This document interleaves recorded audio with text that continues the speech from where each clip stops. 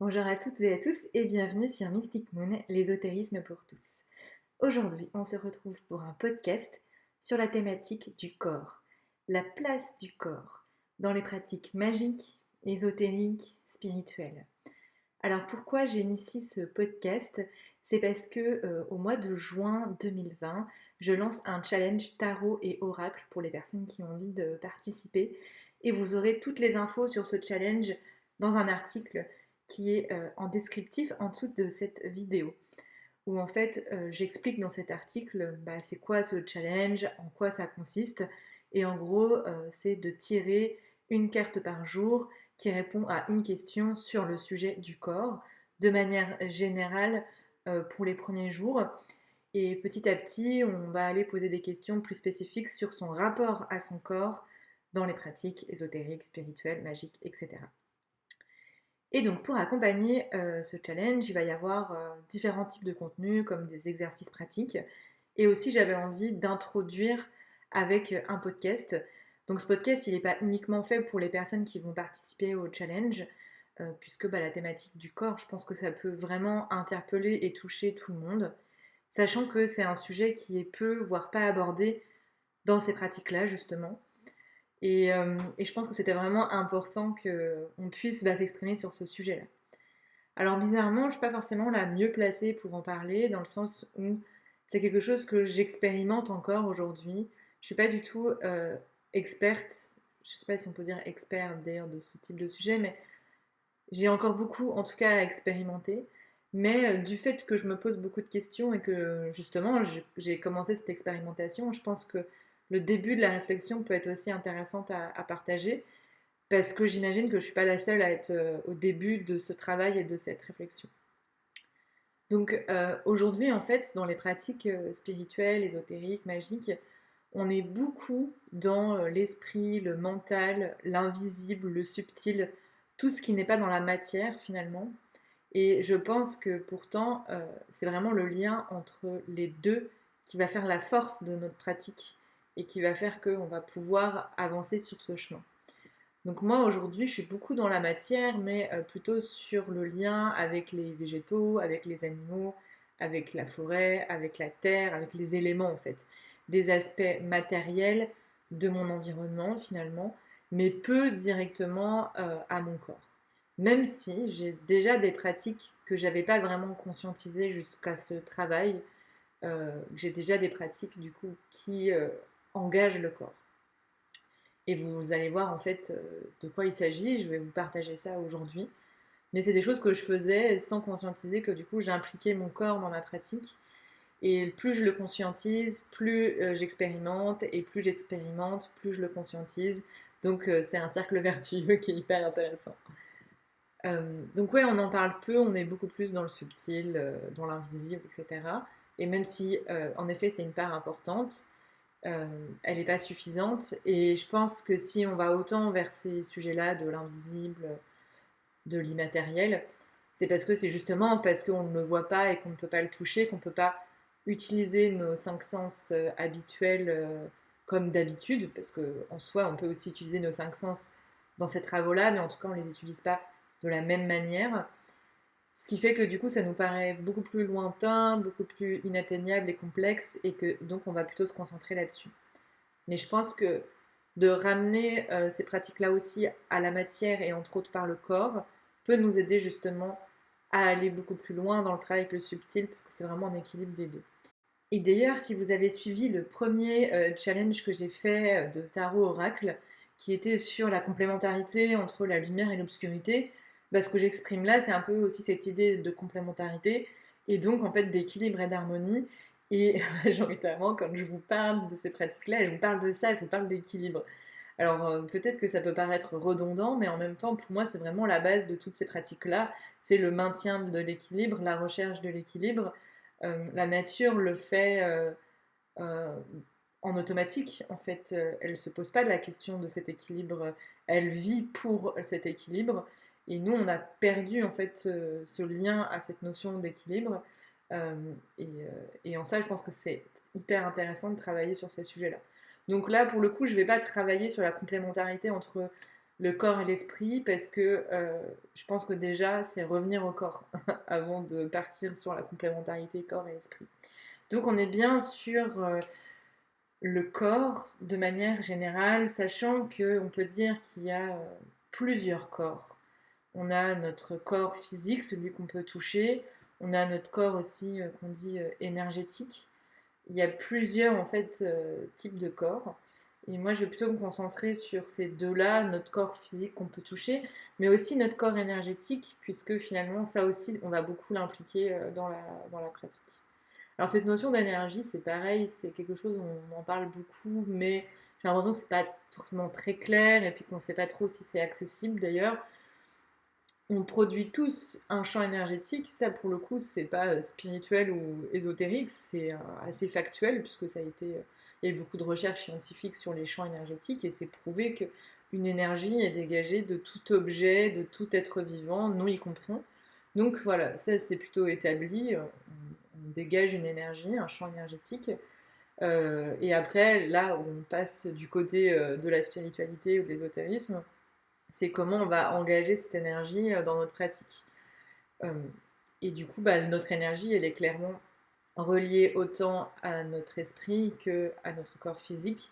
Donc finalement, en travaillant aussi sur ce corps énergétique, on commence à mettre des petits cailloux sur le lien entre le corps et l'esprit. Donc même si on va parler aussi du corps énergétique, on va essentiellement parler du corps physique.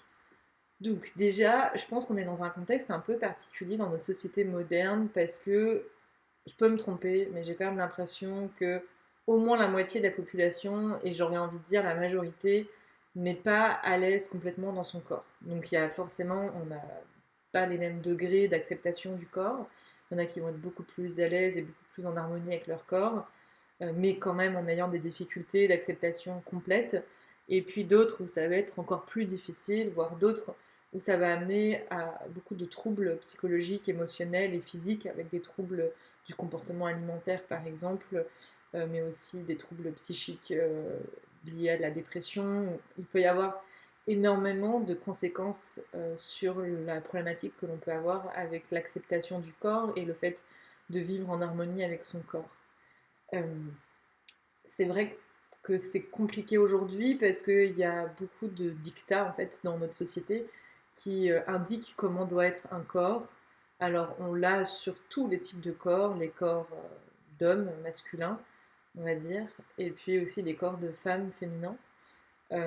Mais surtout quand même les corps de femmes féminins. Même s'il y a aussi des dictats de la société autour du corps de l'homme, c'est beaucoup moins prégnant et engagé.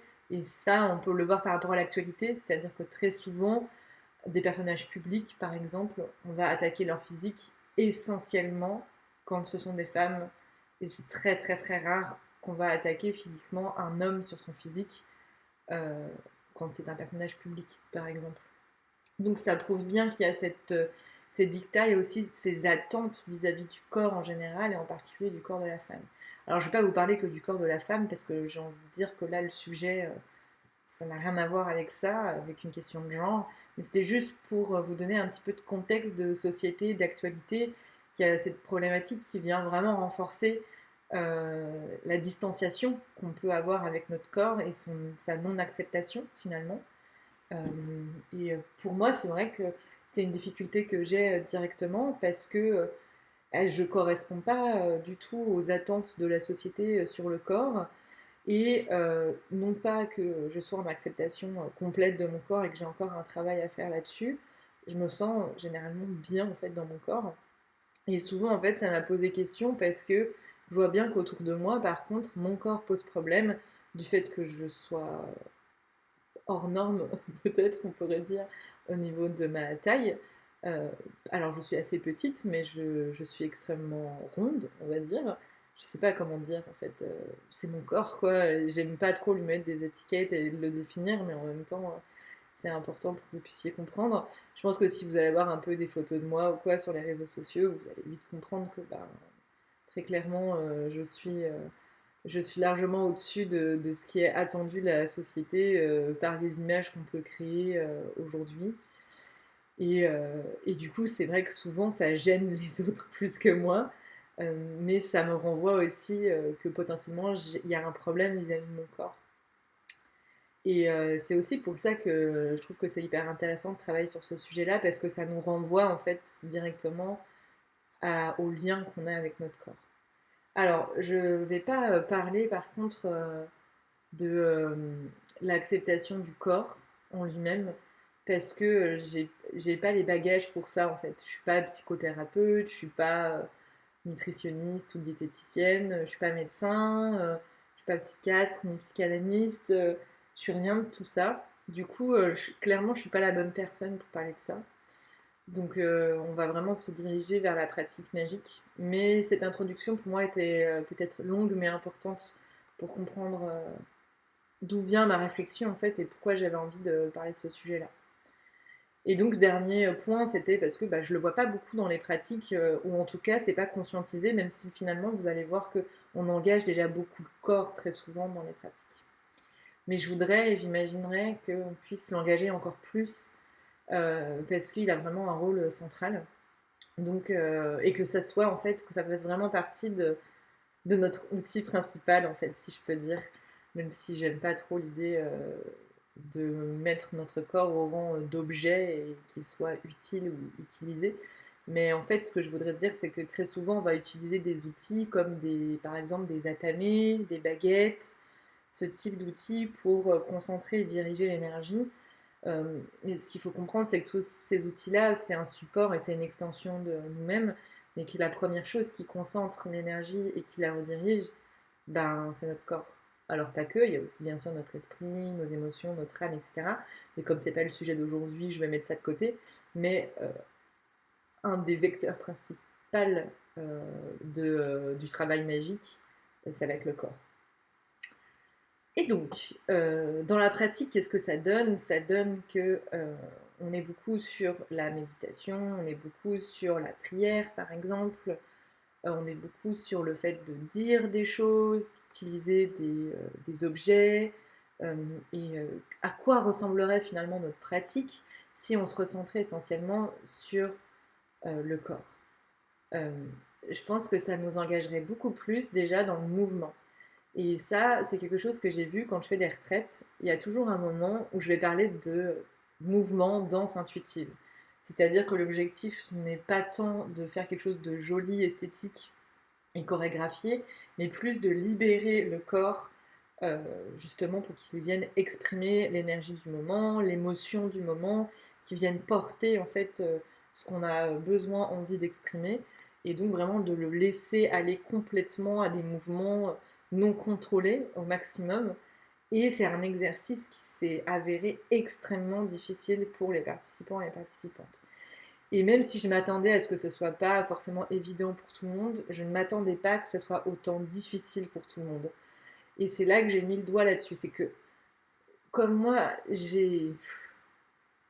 mon corps et moi, c'est une tellement longue histoire que du coup, j'ai plus ça en fait. J'ai plus ce problème-là. Vous avez peut-être vu des stories sur Instagram où des fois je fais ça, où je me lâche complètement dans des mouvements complètement incohérents et qui paraîtraient peut-être moches.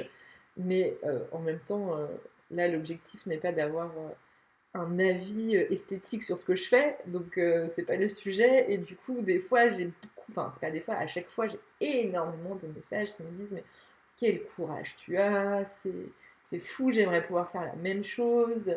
Et ça a encore appuyé cette idée qu'il y a vraiment un problème, un blocage sur le fait de libérer son corps pour qu'il puisse s'exprimer. Et finalement, quand on fait une méditation, par exemple, immobile, parce que la méditation, elle peut se faire aussi en mouvement, hein, et j'en reparlerai justement, eh bien, quand on fait une méditation, on éteint le mental, en tout cas on l'apaise, pour pouvoir laisser libre cours à l'expression d'autres parts en fait, de nous, comme l'inconscient, le subconscient, le cœur, l'âme, etc. Mais c'est très rare que finalement on va aider le corps, on va travailler sur le corps pour qu'il puisse s'exprimer librement. Et c'est ce que j'ai envie de faire aujourd'hui, c'est de pouvoir libérer le corps pour qu'il puisse s'exprimer, mais aussi de pouvoir accompagner rituels, pratiques par les mouvements du corps. Donc là, des choses qui sont peut-être un peu plus pensées, travaillées. C'est-à-dire qu'il il y a d'un côté le corps libéré et d'un côté les mouvements du corps que l'on va créer et qui vont générer une énergie spécifique.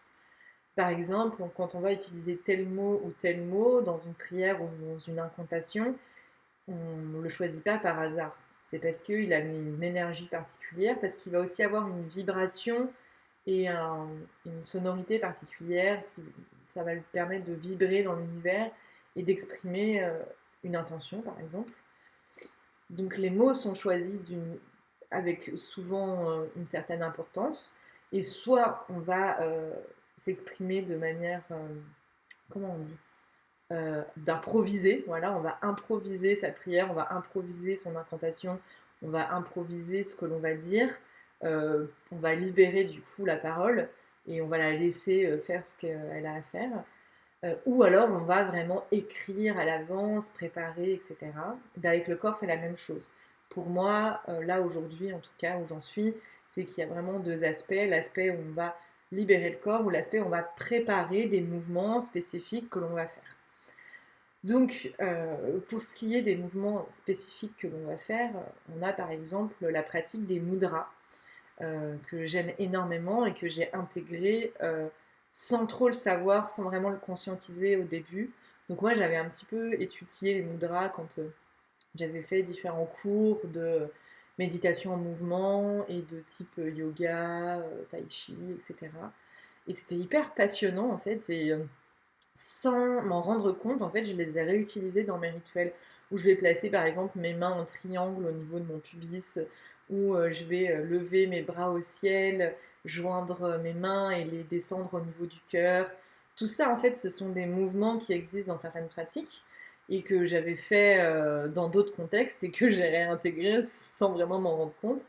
Et c'est parfois en accompagnant en fait je pense à une professeure de yoga par exemple que j'accompagne, et quand je lui parlais de ces mouvements-là, elle m'a dit: ah oui, oui, ça c'est le mouvement un tel en yoga. Et j'étais là: ah oui, t'as raison. C'est fou, quoi. Je le fais sans faire le lien, en fait.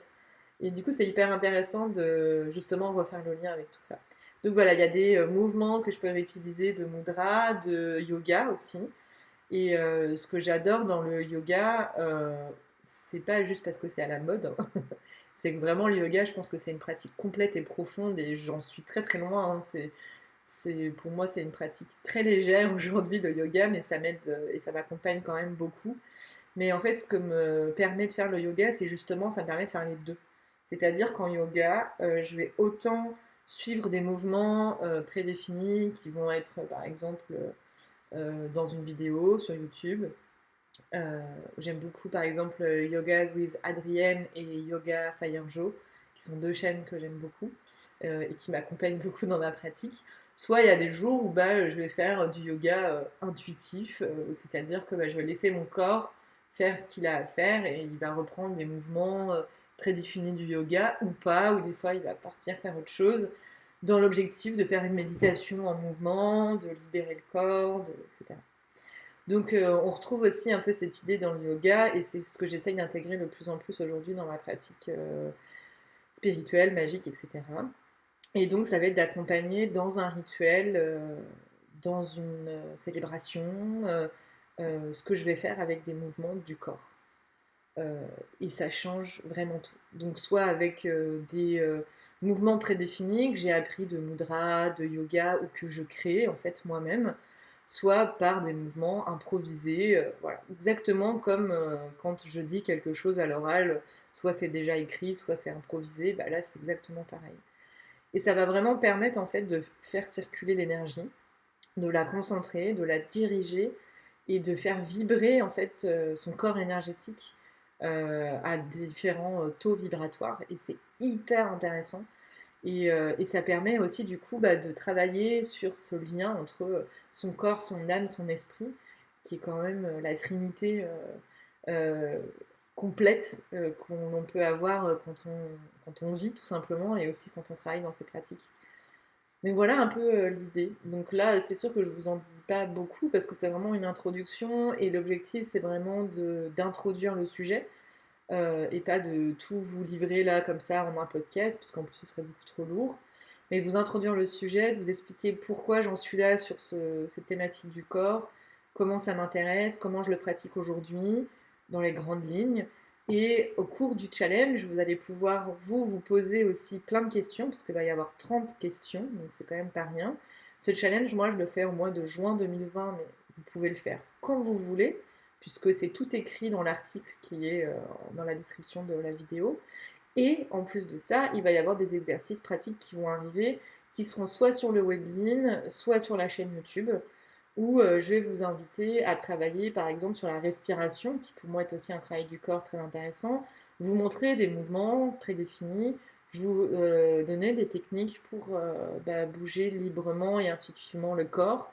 Tout ça, en fait, je vais vous le partager au maximum en vidéo ou en podcast ou en article tout au long du challenge, donc tout au long du mois de juin 2020. Et du coup, ces contenus-là seront accessibles tout le temps, donc vous pourrez y revenir quand vous voulez.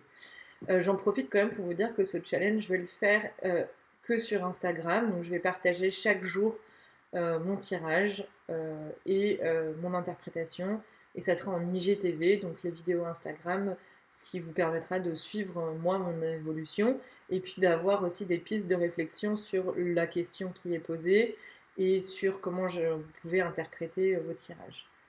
Voilà pour ça, j'espère que ce podcast vous aura ouvert sur ce sujet du corps, que ça vous aura intéressé, interpellé. N'hésitez pas à partager dans les commentaires où est-ce que vous en êtes et qu'est-ce que vous pratiquez. Et j'ai bien hâte de vous retrouver pour la suite de ces réflexions et de ces expérimentations. A très vite sur Mystic Moon.